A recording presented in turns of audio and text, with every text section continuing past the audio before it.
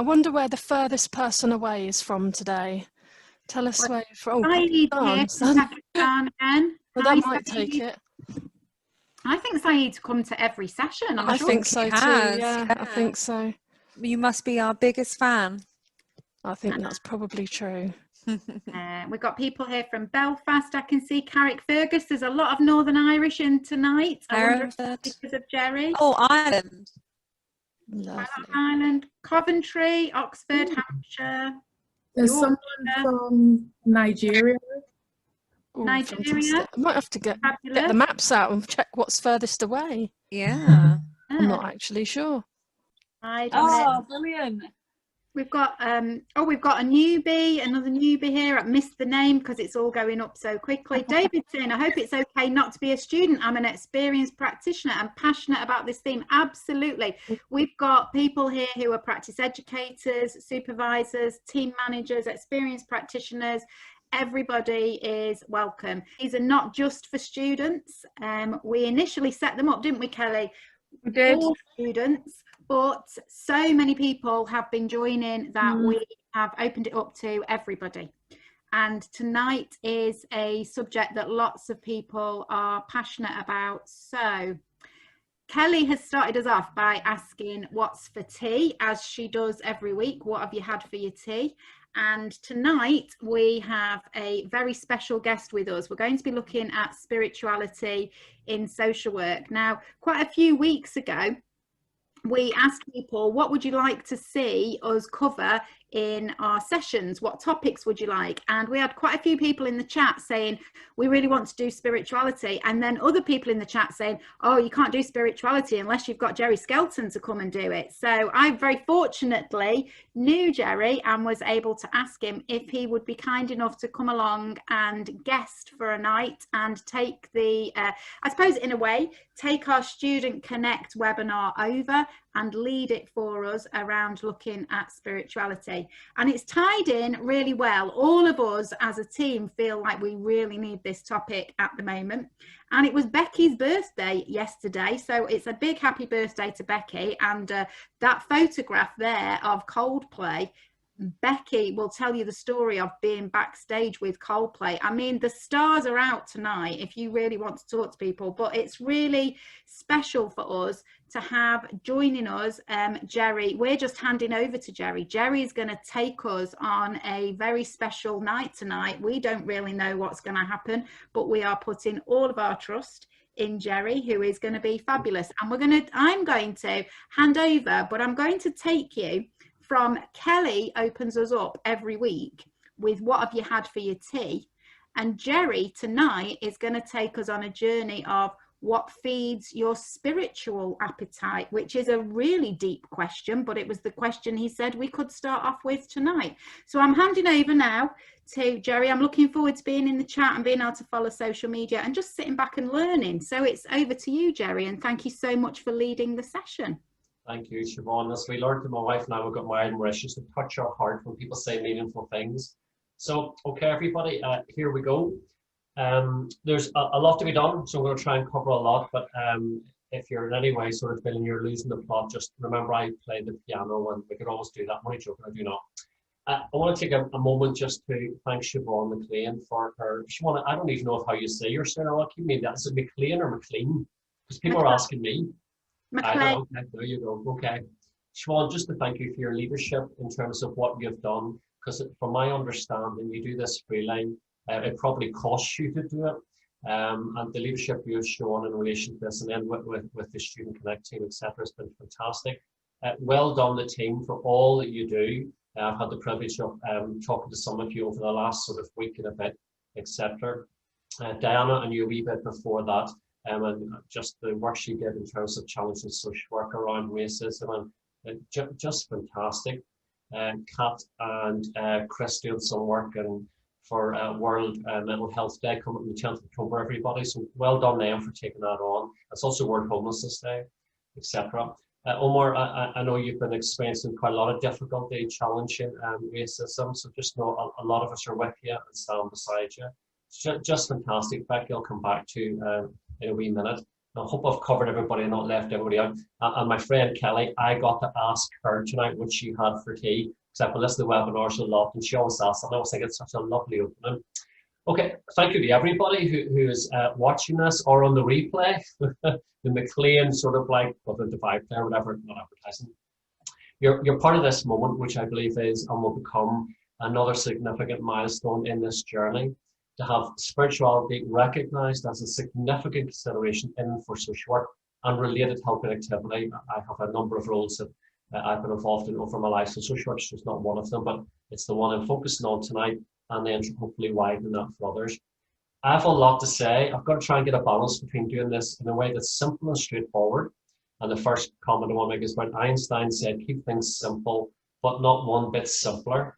So we're going to try and embrace that and try and give an understanding of spirituality. But I'm also going to deal with some of the technical stuff, definitions.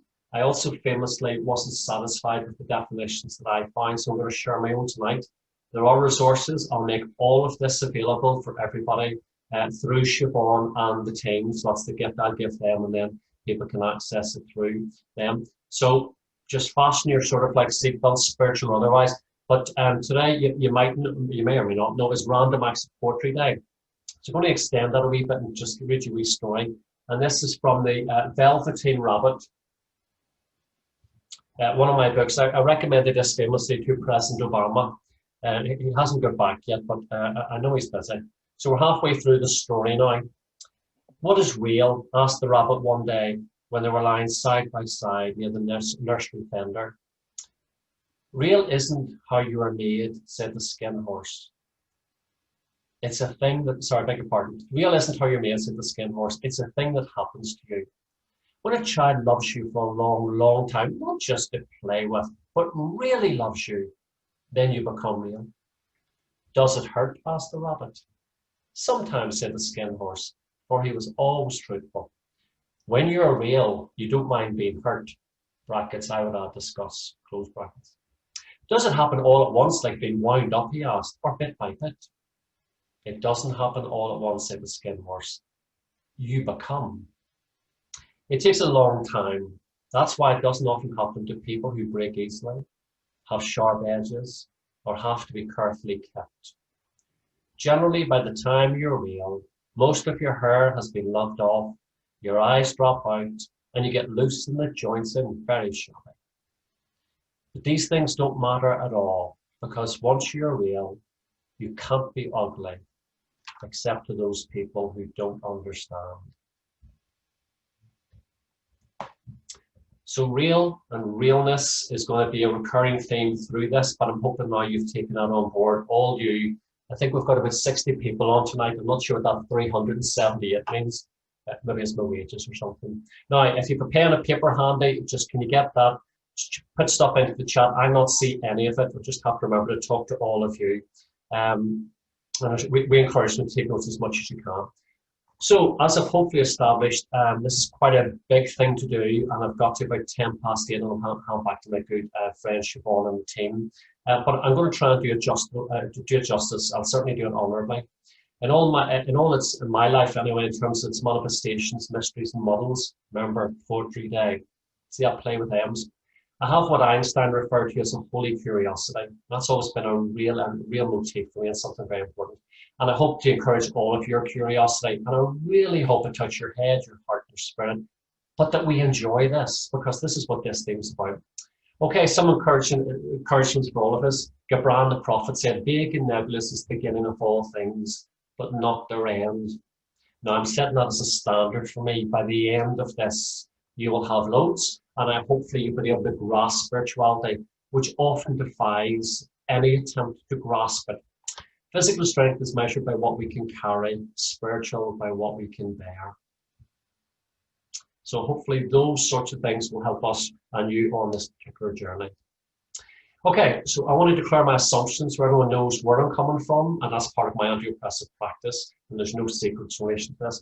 So I'm sharing this with a loving and a confident spirit. I believe spirituality and religion can be really important aspects of a person's repertoire of responses, how they understand life and respond to it, and there's nothing wrong with them. Religion has contributed much to the caring professions generally, and social work particularly. And I think I was saying to Siobhan earlier, it could be good to do a webinar on the role of religion and social work in the helping professions to liberate some of the nonsensical things that people say about it. It's for another time, but we'll pick up some of this as we go along, hopefully. The primary focus of my input is to highlight, popularise, politicise, but not polarise spirituality. It's been my mission for quite a while now. I think I'm 360. I feel like a mid-husband trying to bring into life a taboo subject, which is essential to life and living is breath itself. Notice I'm not saying giving birth. It's already alive. It's just awaiting liberation. And I need all your help with this. I'm convinced that we're all of us listening to this, watching this again, in this moment, been drawn here by their spirit, however you understand that phrase.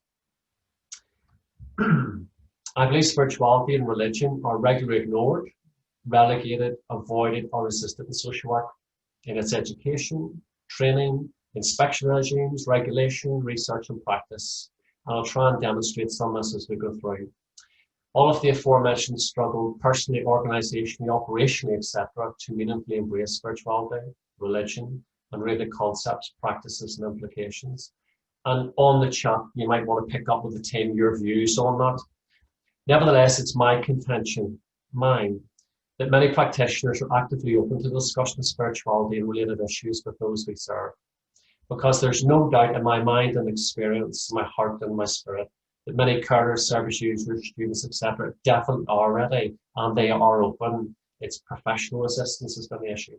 And why? Because spirituality is an important facet of health and well-being, yours and mine. It's slowly but increasingly addressed as an important dimension of counselling, medical and health interventions, and if I get my way, social work. So I've had some inroads here, but I need help. You all know I need help anyway by the time of this.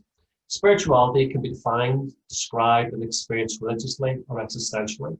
I'll come back to unpack those. It's a difficult concept to grasp. I often hear people say this to me, even when I started this journey, about how do I put words on this? It was quite a struggle. Conceptualize and discuss. So we've got to deal with concepts of which I'll be coming back to. You just have to stay with me and stretch our spiritual muscles. And never mind present in a webinar for Siobhan and the team. It's often viewed as a private space and can be deeply defended territory, as I've learned over many years. When people go, sorry, I don't talk about that, that's me. And I'll talk about the Northern Ireland context a wee bit later on. Spirituality is a resource to be realised within the helping and caring encounter. It is a fundamental resource within every human being. All of us have it. Spirituality and religion find us at home. You see, you can't really have discussion around spirituality without revealing something of yourself. And that has its own challenges for practitioners. And I'm going to talk about how we turn our pain to gain through this webinar. Hopefully that phrase will make sense as we go through. Okay, a couple of more bits of inspiration, hopefully for us. If you want to know your past, look into your present conditions. If you want to know your future, look into your present actions. One of my favourite writers, Maya Angelou, I Know Why the Caged Bird Sings. It's book one of her 5-book autobiography. It's quite a lot, but I highly commend that. In fact, I often say all helpers should be reading that book. If you want to just pick up a book that talks about abject pain, all sorts of stuff that curiously just brings joy to the spirit, makes you laugh when you think you shouldn't be, and deals with pain in a very healthy way. It's a tremendous woman in terms of all that she did, and quite major struggles, and hopefully, you know, went on to make a major impact in the world. Very famous woman. And a Chinese proverb, it's one of my favorite. The bird does not sing because it has an answer, it sings because it has a song, and we all have songs to sing. Now, hopefully you notice there's, certainly in the last two, a common theme. The spirit is often characterized as a bird of energy, life, resilience, hope. And these are all the things that the word spirituality is imbued with. And I'm hoping that that's something you'll take away from this presentation tonight. Now, this is the usual reactions when I sort of say, we'll talk about spirituality. In fact, usually these reactions might turn up anywhere. Like, what's this about? The hammer is about sort of judgmental. People are judge me and say, you've no right to raise these issues. Mostly, people just run, like through The Simpsons, and even my friend Doctor Who has been on another planet. So now, I'm trying to do this humorously, but when you're dealing with a person professionally, it's quite honestly discouraging. One has had to find ways of keeping one's spirit going, try and liberate this, to try and find ways of expressing it, to try and find ways of getting people interested in it. But you know what? If it's right, it will find expression. I just happen to be one of the ambassadors for that. Like I'm hoping a number of you have been or will be. Okay, it hasn't all been doom and gloom in that sense. I've got some friends, people actually sort of like what I do and encourage it. Sky famously allowed the interview I did for the Northern Trust here in Northern Ireland, social work side of it, for an event that they were doing. And that interview was done 2013. My goodness. Oh, somebody put me age, but anyway, no, don't worry. Siobhan, but I really love this actually. It's one of the earliest things. Siobhan didn't particularly know me then, and she's had this tweet out, and I'm just quoting it because it still warms my heart. Gerry Skelton is fabulous on spirituality. I mean, how cool is that?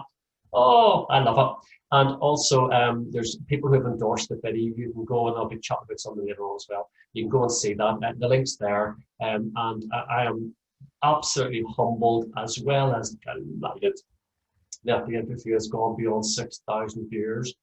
So it's there. Some people say to me, I've watched it 10 times, Gerry, and it counts 10 times. And I'm, no, if you're on the same device, you can watch it 100 times, so only registers as one. So actually that is quite a massive amount of people. And now, there's people who do things that have 6 million hits. I'm not one of those people. Generally, I find the good things in life don't get them any hits. It's the other sort of stuff.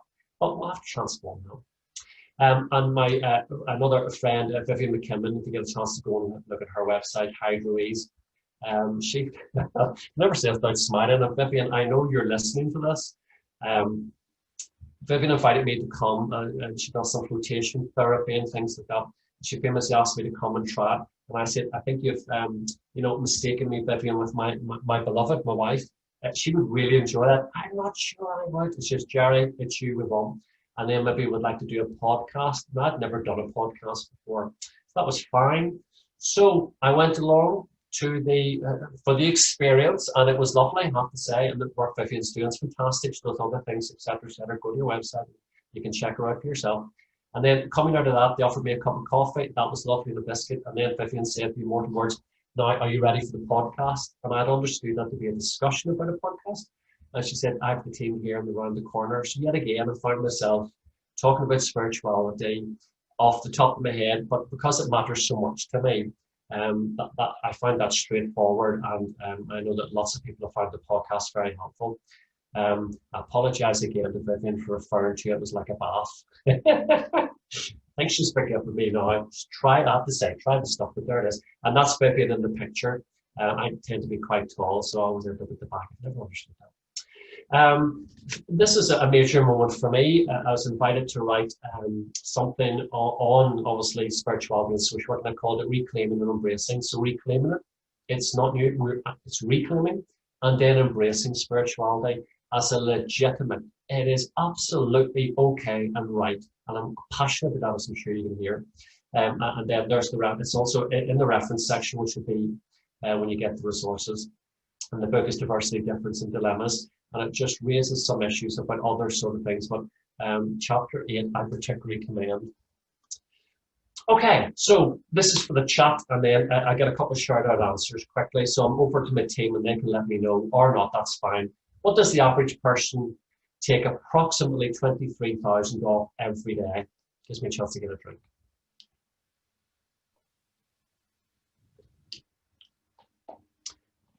Okay, the answer is coming up, and then the team can let us know. So would some of the team know if people are getting some answers? Okay, they are. We've only got 2 answers really in the chat.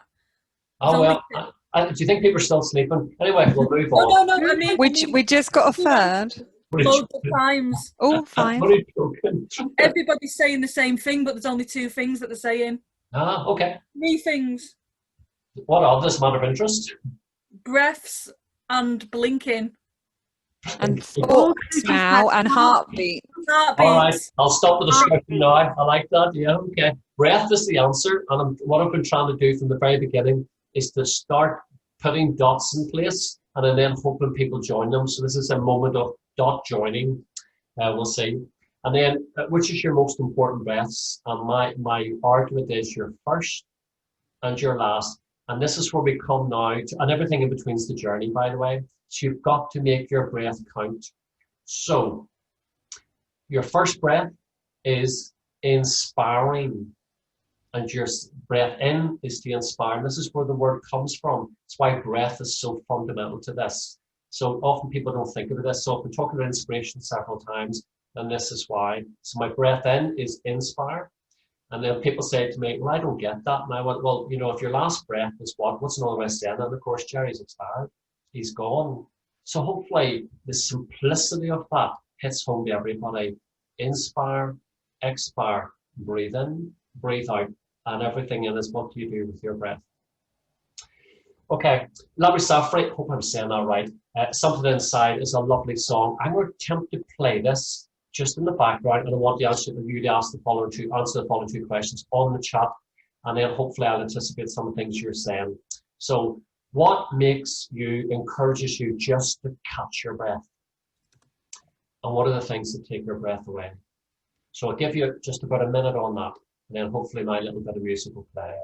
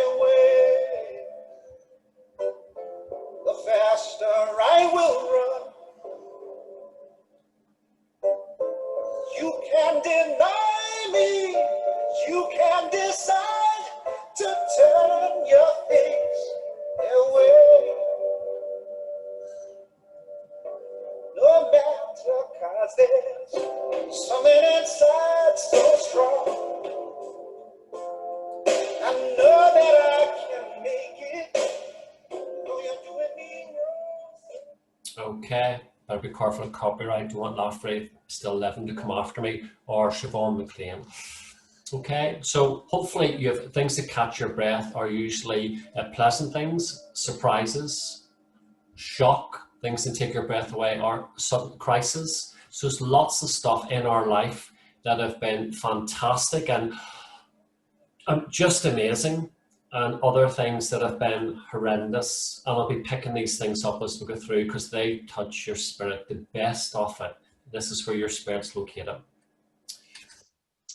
Breath obviously immediately related to everything we do, but primarily moments of heightened and lowered emotion in response to, and again, remember it's the poetry day, so try to play with words, things that you're challenged about in life, crises, your concerns, calamity, Cupid, when love calls, your calendar, busyness, conduct, your calling, remember social work, counselling, psychiatry, whatever it is, these vocational callings that you've been called to, your caring, your conscience, what you celebrate, what you cheat on, compliments, complaints, clothing, crime, cutting, hurting yourself, constriction, all of these things have a part to play.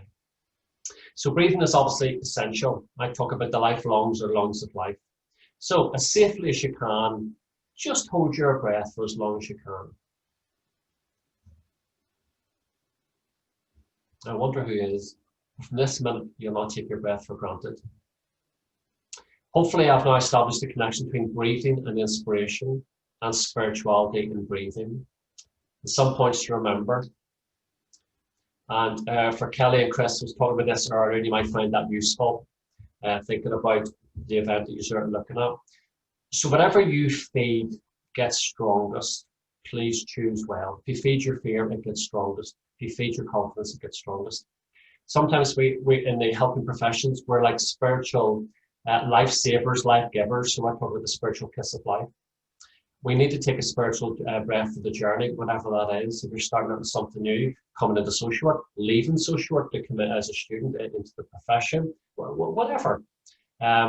breathing equals inspiration. Heavy breathing can result from or be in perspiration. We're not going to talk about why you have heavy breathing. Now I leave that for Siobhan can answer those questions when I leave. Sometimes all we need is to catch our breath and then let it go. And spiritual expiration, but spirituality, breath, health, and healing are all interrelated. It's really important to pay attention to breathing. Often says with helpers, but that's for another time. Okay, so another wee thought. I want you just to be thinking of this. What tends to increase your spirit and what decreases your spirit? And I love that sort of comment I picked up with Siri. You know, at 400 feet, can you please stop and let me out? Not just Siri or whatever automation you have, really. Made me laugh when I see them. So what increases and decreases your spirit? It was Becky's birthday yesterday. So it doesn't take much just to bring a smile to someone's face or a moment of encouragement. Sometimes it's all we need to do is to remember not to forget.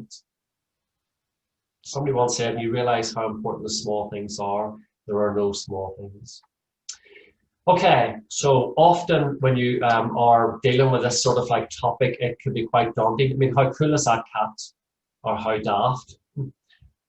Or on the other side, people go, oh no, it's Gerry again. Or you, when you're coming to do whatever it is you're going to do. So we need to be sort of like brave. I thank the Munch Foundation for allowing me truthfully to use this image because I've been using it quite a while. And as you know, Edward had done 5 of these, one was sold for about 100 million. So I've always been very nervous about using it. But often this is how people experience life when they come to us as helpers. Often we experience this life and we need, in terms of our life, and the pain and anguish that we have when we go to get help. So I and you need to be strong to stand with and withstand challenges. And raising spirituality brings challenges. So hopefully I'm an encouragement to you tonight. But my old friend Einstein reminds me, great spirits, and hopefully we're all great spirits, have always encountered violent opposition from mediocre minds. Don't blame me, blame Al. Okay, I want you to follow this with me. This is a typical exchange I have, and it's just capsulated in one particular, I always remember this student, but it could have been any student, any practitioner. So I'm on my usual lecture bit talking about assessment, which is a really important part of the work that I do. When assessment need to be the person holistically, taking into account the emotional, physical, psychological, social, spiritual needs. The student says, did you say spiritual? So short. Absolutely. It's as important as any other categories I just mentioned. What is it about spirituality that prompted your question? I didn't think we're allowed to mention this in class or ask about a person's religious beliefs. Isn't that private and a bit dangerous to ask people? Dangerous because, well, it's their business and people in Northern Ireland are sensitive and don't want others to know their religion. So that's the exchange. It's in the book, the chapters I talked about earlier. So this is what I want you to think about just for a wee minute. Okay, another wee tune. The other questions.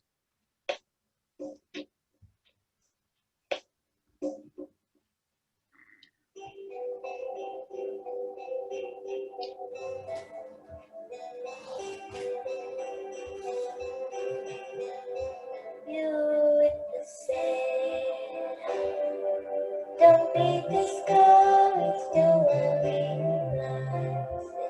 It's hard to see courage in a world full of people. You can go silent. It's difficult, depends how it's approached. Quite a lot of people are saying similar things. Yeah. Daunting, very daunting. I think it is as well, actually. I'm hoping Gerry's internet's gone and he'll be joining us again very soon, which would be a bit of, I imagine it's taken Gerry's breath away, because it would me if I'd been disconnected like that in the middle of a presentation, but I'm hoping that he'll get back on again soon. Yeah, I don't know, Siobhan, he is a bit of a maverick. This could be intentional. You just never know. You never know. Really. You never know. You never know. No. But I agree that it's something, I think, that it's one of those topics that's just really difficult to know whether to talk about and how to talk about, and whether people will be open to talking about spirituality. So I think as a social worker, I've often found it difficult to raise. I think if people have talked to me about it, I've been very open, I've been very welcoming of those conversations, and I've really wanted to engage in it. But what I've found is that I don't really know how to ask the questions. I love what Owen's written in the chat. It must be his internet, because Gerry never ran out of a lecture sister at this point. So perhaps it is the internet. I think on top of that, like, I think a few people have been saying it in the chat. I think it's important to kind of understand that they're two different things, but at the same time, you can still have spirituality within religion, but spirituality in itself is something else. But it has like close links. And I think that's, as you guys were saying, that's why it's such a hard conversation to have, because you're just wondering, okay, like, how is someone going to take it, like that social work student? Yeah, and you can have religion without spirituality. Gerry's on the phone to me, so I'm just going to answer. Hi, Gerry. Everybody can hear. We're assuming that your internet connection has gone. Great on YouTube, guys, won't it? It'll really demonstrate like open communication between things. So slick. We're all waiting for you, Gerry. I think Deborah said something really interesting. She put across a strategy of opening up conversation. She said you can approach the subject area by asking someone if they have a faith, which can open the conversation. I think that's a good way, because she's saying that's a way of not imposing your beliefs onto others. And wanting and having like a general curiosity about it, about wanting to learn more about it, because you know there's gaps in everybody's knowledge, isn't there? But like, I'm genuinely interested, so I try and open up the conversation that way, really, because I really wanted to know. Exactly.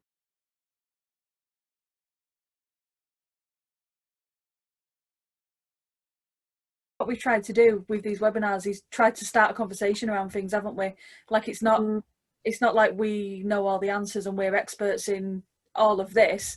You know, we haven't seen this PowerPoint and we're just learning along with you. And I think it's about starting that conversation, and it's really like heartening to see everybody is joining in the chat and everybody saying, oh, I think this, and what about this, and have you read this? It's kind of gone better than we could have thought, really. You know, people are definitely taking part. Absolutely brilliant.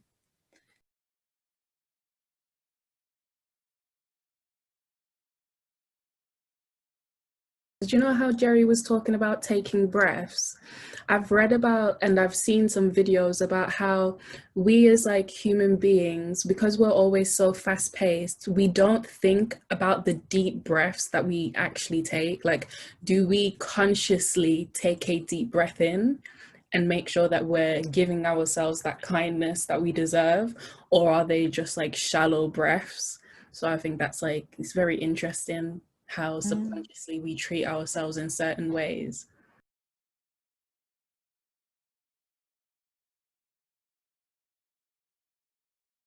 And the problem we've got is, for the very first time, and this has never happened before, then for the very first time, we don't have the slides, because Gerry said to us, no, I want this to be a surprise for everybody tonight. So he wasn't sharing the slides with us, so we can't even click through.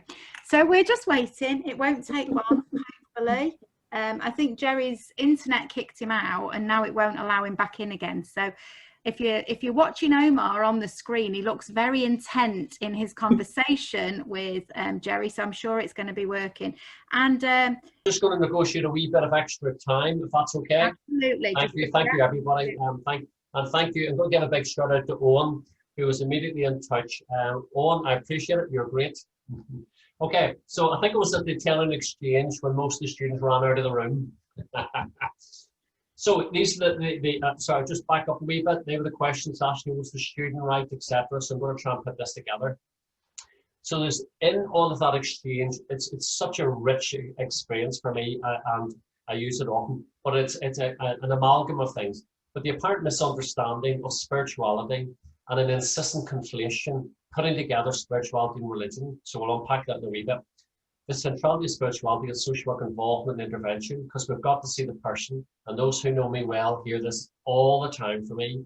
We see the person, the carer, service user, practitioner, whatever, holistically along a lifespan continuum.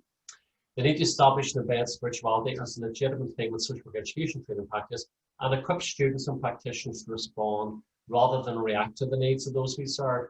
So I can't criticise practitioners who are not addressed it if educators didn't prepare them properly to do that. So we didn't educate, we didn't train, then how on earth are we going to see this in practice? Which is why I think we get into some difficulties. Often the practitioners who come into education, of course, because they were never taught it, so they're bringing in their own resistance and prejudice to it, etc. And then, as I say, sorry, Siobhan. Gerry, can I just say we can't see your presentation at the moment. I don't know if we're supposed to. Oh, share the screen bit? Yeah, you do. Yeah, you're going to have to do that again. Screen. You'll need to do that again. Just share going to the bottom. Come up. Going to the bottom, Gerry, the green button that says share screen. Just have a click on that. Yeah, I don't have now the green button or the options, Omar. I'm looking for them quickly, but they're not appearing on my screen. If you take your cursor right to the bottom and keep it right at the bottom, it should pop up, Gerry. I've had that a couple of times, but it does pop up. Well, I can tell you at the minute, so let me come across to this. You won't bear with me. You should have that share screen option. Got it now. I'm hoping this will work. Fabulous. Thank you, Gerry. It's coming up. Thank you. Thank you. Marvellous. Thank you. Okay, thank you, Omar, again. Okay, so we've hopefully got that now. Why spirituality for me? As I go and lie down.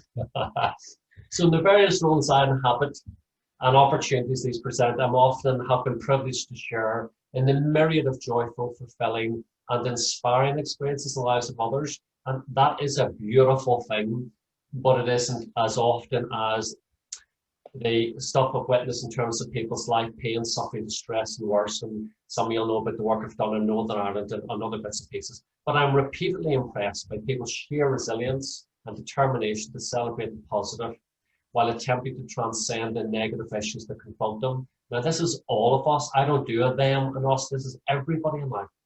Indeed, one of the recurring themes I discerned for me in all of my journey was the pivotal role played by the alchemy, as I call it, of their spirituality.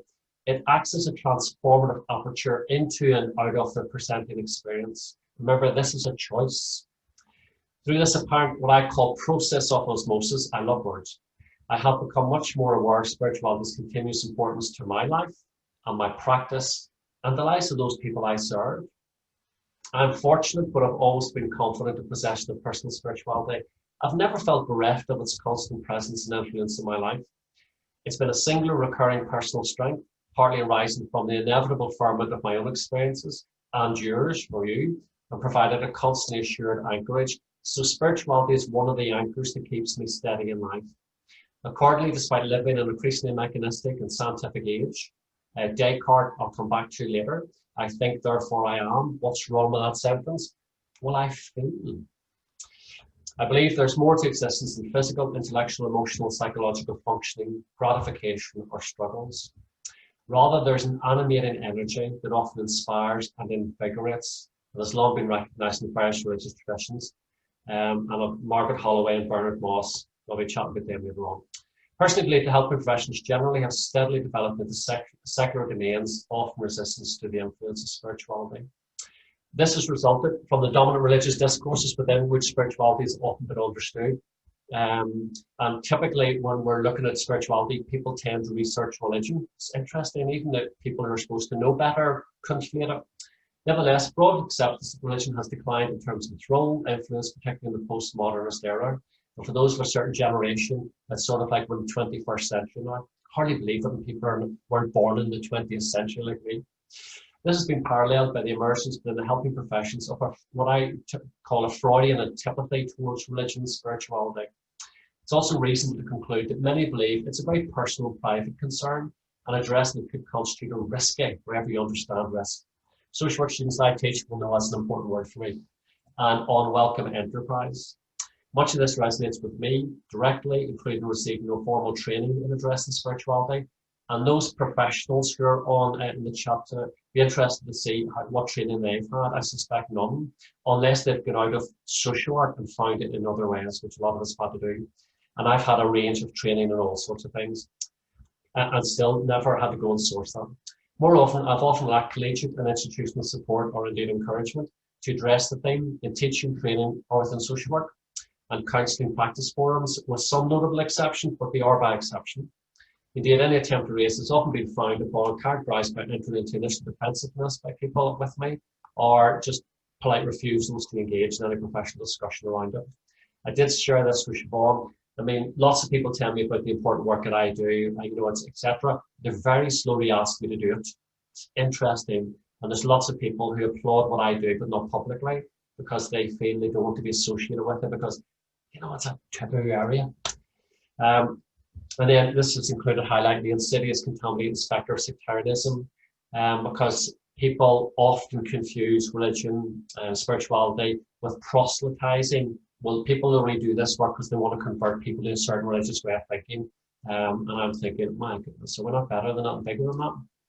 I'm also alert to the escalation of interest in spirituality in recent decades. I mean, fantastic, resulting from the impact of the new millennium. Those with a certain age and stage will remember the year 2000 was coming. The clocks may not work. The internet might collapse. Imagine. The computers were all going to stop, etc. And that's been really interesting. And I think that wasn't the main issue. I think we've had a postmodernist concern to establish a more meaningful existence. See, we've often increasingly lost authority figures in our lives. Now, for good reasons. Lots of people did awful things because they had authority and they abused their power. The problem is we've thrown the baby out with the bathwater. Often people are not sure now what is right, what is true, how do we find out what's good news, fake news, etc., etc., etc. Where are those people and those institutions we can turn to? Because all of us have clay feet, but there are people who have integrity, personal and professional, about what they do. And spiritual integrity is really important. And I think we have in our 21st century a whole search for meaning. But maybe that'll be something to pick up in the chat. One of the most intriguing developments was the later recognition of fourth spirituality from, this will be a name, I imagine everybody tonight knows Carl Rogers, and I've got a couple of quotes. He probably wouldn't like the idea of the mystic, but I think he was particularly open to the mystical and the spiritual towards the later part of his career. In fact, I think he always was. He lacked, for a man who was so emotionally literate, he actually lacked the confidence to name spirituality until later work, and I'll come back to that. Roger suggested often the spiritual energy is present and accessible within a helping encounter. I mean, those who sort of like follow Carl Rogers' approach, he never liked the term Rogerian, just to say. And a big shout out to Brian Thorne and Dave Mearns, who've done a lot of good work around all of that sort of stuff, as well as others. Process through the intuitive self, intuition, I'll come back to that again. The old mate Al's got something to say about that too. This inspired me in the realization that people are liberated primarily through acceptance and mediated through Rogers' seventh spiritual condition presence. So if anybody says Carl Rogers' core conditions are 3, they're not reading it. 6, they're not reading it. I argue there's 8. That's for another time. Guess what I think the 8 is? Anyway, like others, I'm encouraged to continue exploring these spiritual dimensions and echoing the Chardin and Kierkegaard belief that at our deepest level we are spiritual beings. I mean, I just think Chardin famously said that we're spiritual beings having a human experience rather than the other way around. I think it's really, really amazing. Consequently, I've become increasingly daring, tonight's part of that, by explicitly championing spirituality as an important issue, challenging this myopic, narrow-minded stance with academic training and practice arenas that have some influence in. I mean, I'm only a small person trying to do sort of like a big thing here. Accordingly, my ambition compels me to make a concerted effort to not only stimulate, but persuade social work and everybody else to take spirituality more seriously in all that they're doing. Therefore, according to Morale, who finds a good shout out for him here, I'm implicated in the trouble-making fraternity. I think there's a lot of us in there. We're okay. We've got a bit of team bonding.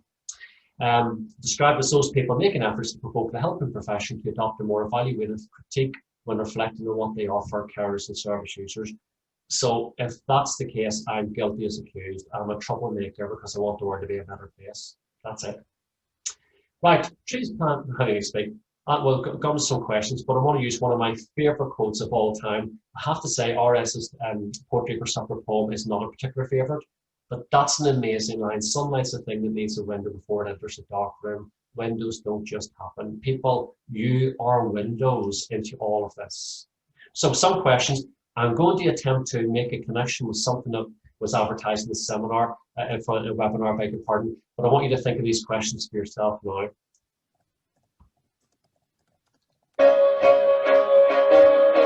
Becky, I hope you're taking this away. Oh, I don't know, my wife told me not to sing.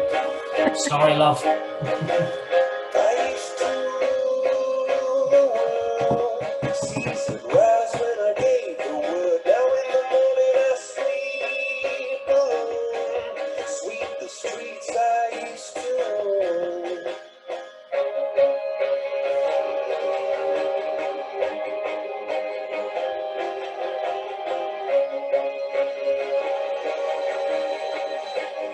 Oh, isn't that great? We're all singing. Chris Martin will be very pleased. Siobhan's dancing, don't let on. I'm conscious of time because of all that's happened, so Chris, I'm going to have to stop you there. There it is. Okay, hopefully some of the phrases that you maybe come up. Left hand is broadly the religious side, right hand side is broadly humanistic or existential, whatever phrase we want to use. Sorry about the language, but this is the language used. Some of those will be people will pick up very quickly, and yes, that's the words I prefer using. That's fine. I'm making no judgment on the words, but these are sort of the words that we have around. Synchronicity, a beautiful word. Carl Jung famously, or as Freud called him, I think we card. Imagine Carl Jung called we card. So just be thoughtful about sort of like that. Makes a great word. Serendipity is another great word. Anyway, enough of the great words. So what does the literature say about spirituality? Well, there's a plethora, a whole range of competing definitions, meanings, interpretations, descriptions, spirituality that often result in my view anyway, bewilderment and confusion. So I'm really sorry. I'm trying not to add to that, which is why I ended up doing my own. Cole rightly concluded that much weight has to be borne repeatedly by this single word. Spirituality is derived from the Latin word spiritus, meaning breath of life. So that's why it's important to get the breath in. Think again of how important your breathing is, even right now as you feed your spirit. Never mind, it's part of your your spiritual appetite. How do you look after that? How do you look after your spiritual fitness? If I wanted to go do something to get physically fit, people would be able to tell me. Spiritual fitness. Traditional spirituality is understood as a religious concept, a religious experience, and indeed religious spirituality are often used interchangeably. So from that perspective, it's a religious expression, and the argument is that life is the gift bestowed from a divine being. So please note, in terms of anti-oppressive practice, this is not one religion, it's not confined, this is actually across all religions would say this, okay? So, and then there's different names for this divine being, God, Yahweh, manifestations, Holy Spirit, divine, etc., etc. In the chat, hopefully people will continue looking at all of that. Get your own favourites in. Equally valid understanding is seeing spirituality in non-religious, and I don't like the phrase, but I have to use it in terms of this, or secular ways, because religion is not the default in life. Okay, like for instance, I was making this point recently in anti-oppressive practice. Why do people still say BC and AD for the calendar? I mean, BC was before Christ, AD after Christ or after death. I mean, why would we have a calendar based on one religion? Whether you're a Christian or not, calendars need to be sort of separate from one. That's just one example of we don't often think of language. So BCE is the way of saying it. Just leave that with you. Okay. And so how does this manifest, show itself? Well, it's distinctly human phenomenon, an innate animating life force, life orientation, Nelson Jones, self-transcendence, potentialization, Evans talks about, and a way of being and experiencing. Okay, so religions, and then sort of, beg your pardon, humanistic, secular. Literature also revealed the importance of spirituality, is often referred to as New Age, and this is sometimes where we get into some difficulty, where people, I've heard people say Gerry Skelton talks about New Age or spiritualism, going, well, no, I don't. I said, but that's not what I'm saying. Kaleidoscope contains a diverse collection of spiritualities, religious, philosophical, humanistic, etc. Related popular vocabulary, and you'll all be used to this: self-potential, self-realization, self-fulfillment, Rogers, Maslow, people like that, and a rich tapestry of spiritual practices. And then a lot of this includes things that some of you practice, absolutely fine. Yoga, Reiki, meditation retreats, caring stuff. And some great organisations in this world have come out of this background in terms of that, and I think the mixture of religious and AA would be one, Samaritans, relate, etc., including social work and counselling, although it often doesn't like to say that.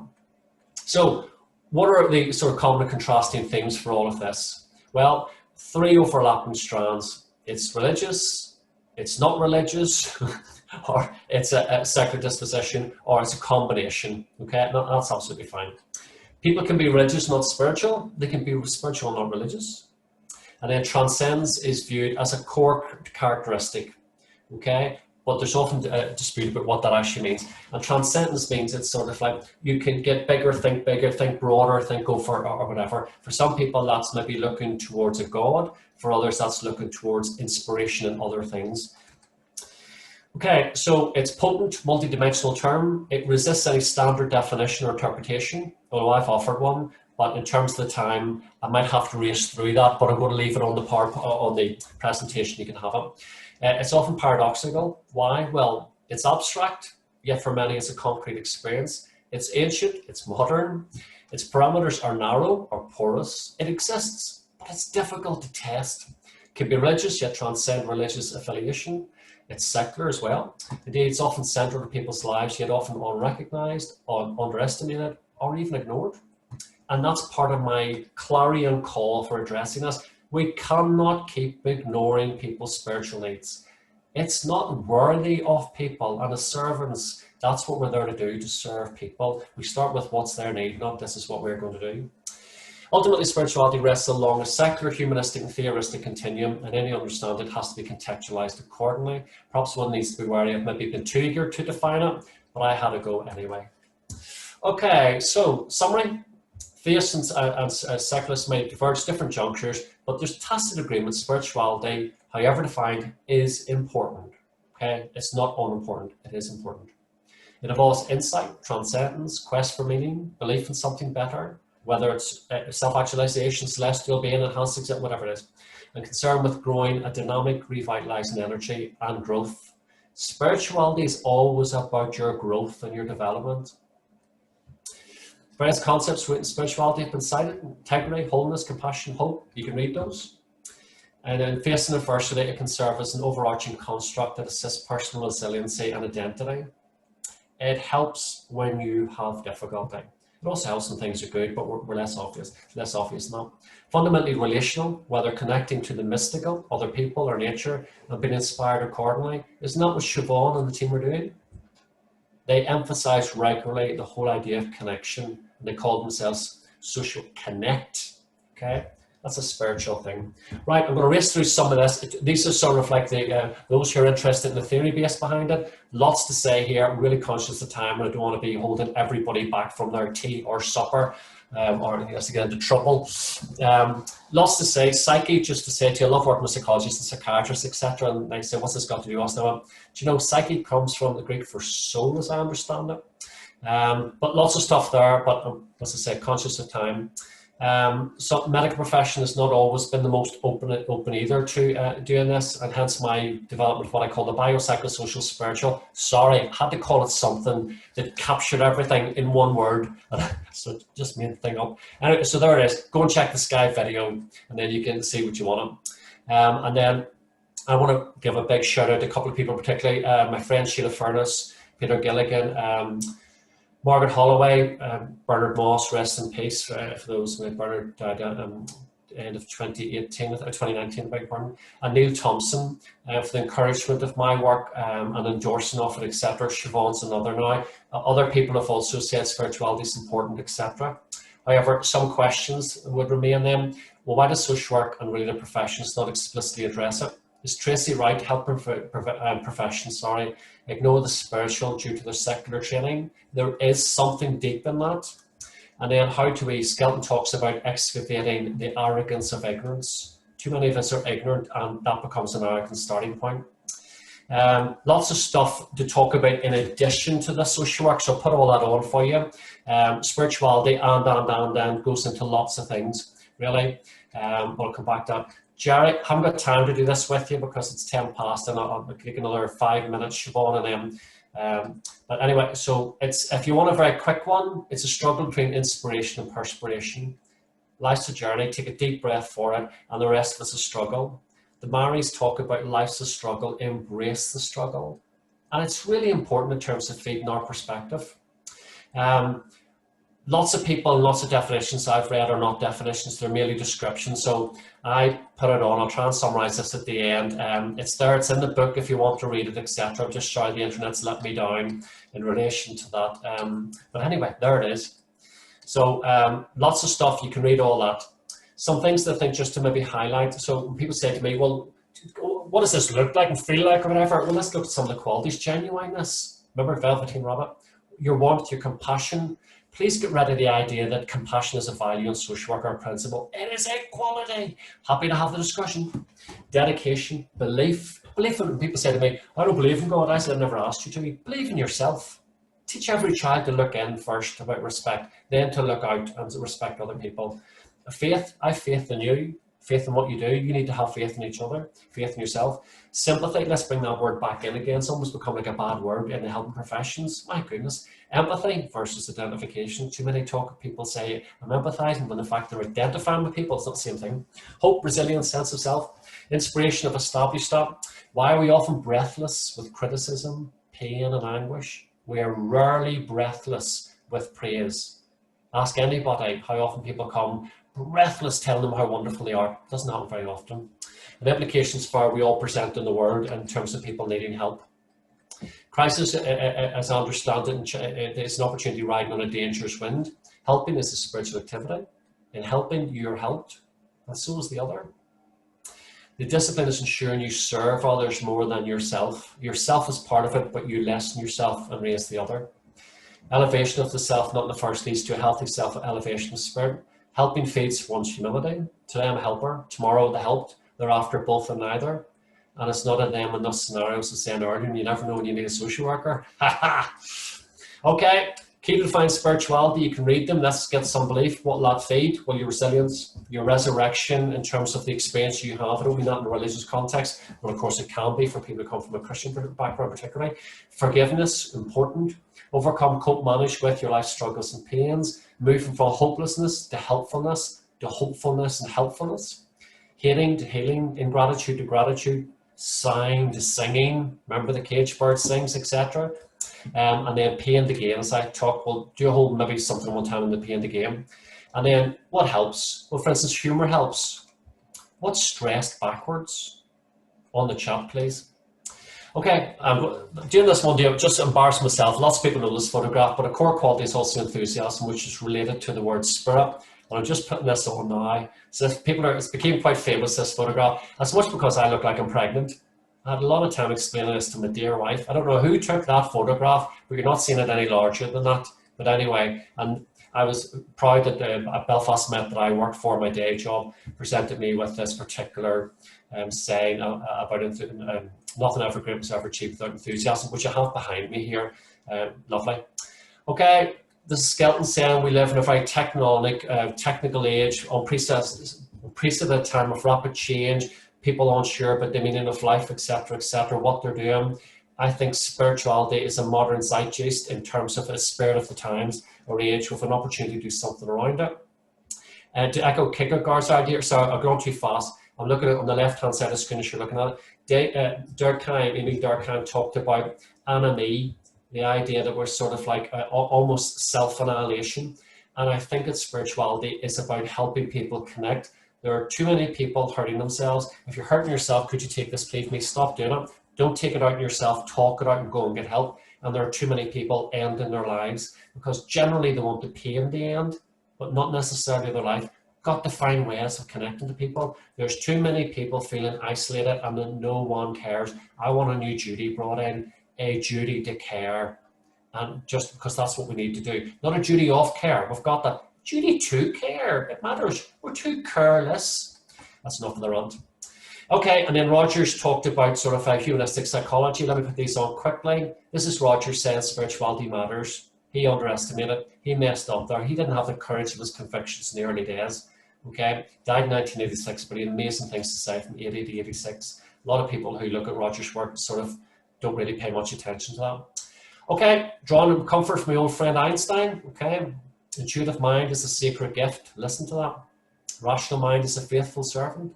We've created a society that honours the servant and has forgotten the gift. He was cool, that guy, wasn't he? Haven't time to think. Turning our pain again, a couple of other things. Sister Stan, Henry Nguyen, really the inner voice of love. Lovely stuff, but you can read that again. Conscious of time, take 2 more minutes. Siobhan, I'm sorry to annoy your head by keeping everybody back from their supper, and I've got a lovely bit of rhubarb tart as my treat tonight, and I'm telling you, hope my wife, who's listening to this, is sort of like happy that, hope she hasn't eaten hers during this. Anyway, so we enrich our impoverished spirit, realize, so if you realize with real eyes, you see real things. We believe that could I just say this to every helping person, could we get rid of the word burnt out? For goodness sake, nothing that's ever burnt out comes back except the phoenix. It's mythical. Stop that. People are tired out. They're fatigued out. But they need to know that you're helpful. They need to know that you are a purveyor of hope and possibility. The idea of burnt out is no good to anybody. So then he wanted to find helpers not very helpful. Okay, I know I'm going to annoy people saying that, but there it is. Change unwell, not well to well of being. I'd love to do a whole sort of thing on the well of our being. You can read the rest of them. Latin comes from community. Latin word come is very important Swiss word. Community, come together, etc., etc. Loads of other stuff that you can see there. Hopefully you get a chance to read it. I'm really conscious of the time. Sorry, everybody. Loads of interventions, also other things like good spiritual, also good questions about being awkward. It's about journey, challenge, searching, connection, identity, wonder, music. Hopefully I've proved that tonight. Okay, and then deep, respectful with loads of things. Coldplay, those of you who follow, I mean, I like Coldplay, but you know what I mean, I'm not a big fan, but if only give me a ticket to come and see them in a sensibly spacing way, well, I'll maybe do that. Becky can come and join me and my wife. But this is what he said. I know St. Peter won't call my name, Son of Vida La Vida. Chris Martin claims it's all about, you're not on the list. He felt as a child he'd got to know this, whatever God, that you sort of get punished. And I want to do away with that. No child should ever be frightened by religion and then grow up into the adults that we are. Okay, overall, spirituality is not hard to do. Sorry, let me rephrase that. It's very hard to do. It's very easy to dismiss. It's not good enough in terms of what we're doing. And then we're left with challenges like, so what is it? How do you conceptualize it? Etc., etc. You can read all these at your leisure. It's taken me a number of weeks putting them together. Concluded observations. This has been great. Lots to say. I'm on a mission to liberate this potential spirituality. You might join me. You might not. You might think, is this a waste of your time? And if that's the case, I have not served you well. I set out to do this honourably, and I hope I have. I'm sorry about the big internet, but I know the team probably covered it brilliantly and got people talking. Thank you for your thoughtful, feelingful, and of course, spiritful attention. If you used to follow us up with me again through Siobhan, the team, or G. Skelton, there you go. That's who I am. I hope I've left you in good spirit. I'm handing back to the good Siobhan, and there you. I can hear you all clapping. Oh, stop it! Oh, it's fantastic. The internet's going to go down again. Siobhan, all yours. Oh dear, you had me laughing then, Gerry. I can't talk when I'm laughing. That was brilliant, and absolutely, you said at the beginning, I hope I do you proud, and you did do us proud, Gerry. And thank you. The chat tonight has been going crazy. It's so, I mean, the chat, it's so full of wisdom in the chat. You will love to read what people are saying in this chat later. I look forward to that. Thank you, everybody. And people have asked for it to be sent out tonight because it's so good. People have really got engaged with this subject, and people are asking for you to come back again. And Siobhan, can we do something religious now? Could we send around a collection plate? I don't know about that one, Gerry, but it was so good. So thank you so much. And I know that you have been really kind, and you're going to send us these slides in a PDF that hopefully we can send out to people. If they're too big to send to people, we'll try and work it out, because I know because of what happened, people lost a lot of things tonight, so we will really try hard, the team will, to get out the slides to you tonight.